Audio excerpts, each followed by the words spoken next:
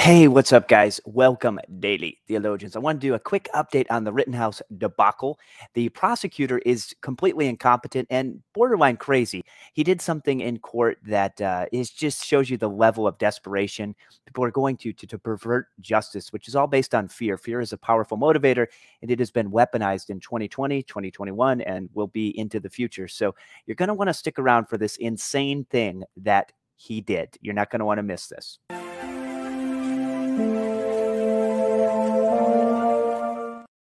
So this is what he did. He, in his closing arguments, decided to point an unloaded assault rifle near the jury. Now, there will be debate. Did he point it at him? Did he not? Well, the clear intent is to point it at him. I mean, that's what he's trying to demonstrate is, wouldn't you feel afraid?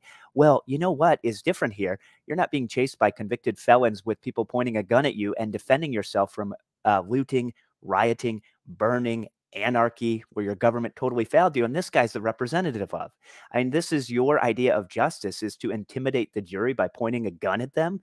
Okay, it wasn't pointed at him, it was pointed at the wall. It doesn't matter. The principle here is he's trying to scare them, and he's got his finger on the trigger, and he's pointing at him. Oh, is it empty? Is it empty? You know what? This this is insanity.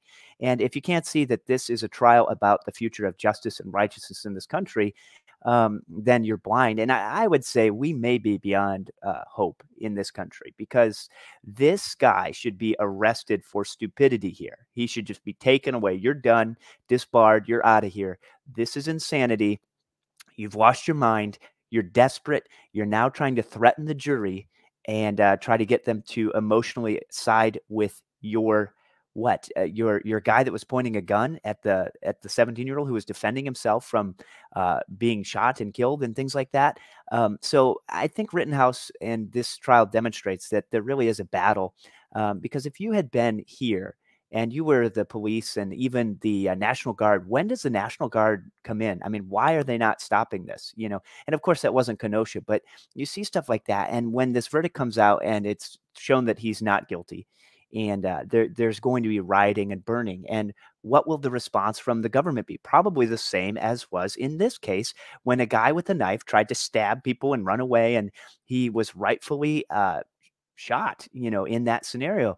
And so that was what led up to this disaster. And this guy is stoking the flames because fear and emotion trumps righteousness, morality, and justice. It is the only tool that liars have. They have to manipulate people, and they have to hide the facts, and they have to try to distort things to make the good right thing look evil and the evil thing look right and good, so that they control people for power. This is a spiritual battle, and we have to remember that God is our defender. We must not take these things into our own hands. The Lord waits to be gracious to you, and therefore he exalts himself to show mercy to you. For the Lord God is a God of justice.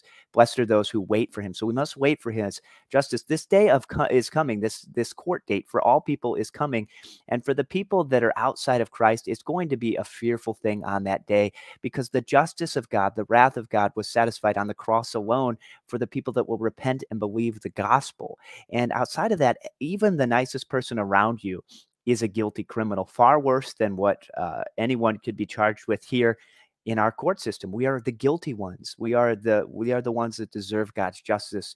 And God is so loving and gracious that he took that justice on himself. He lived a perfect life, fulfilling the law that we couldn't, bore the wrath that we deserve and the hell we deserve, died and rose. And so whatever side of the aisle you may find yourself on, the side of Christ is the only side that will last. And we must remember this, that conservatism cannot make us right with God. We must repent and believe the gospel, and we must pray that justice is done, because this is a bad sign for the country. I think the country may be totally gone. I think we're given over to insanity and depravity, and so we'll see. I mean, pray for the country. Don't give up. Keep preaching the gospel. The gospel is our only hope. And like that, Charles Spurgeon said, visit many good books, but live in the Bible. And he also said, we didn't quite say, hammer that like button, like the 95 Theses. Thanks for watching, and God bless.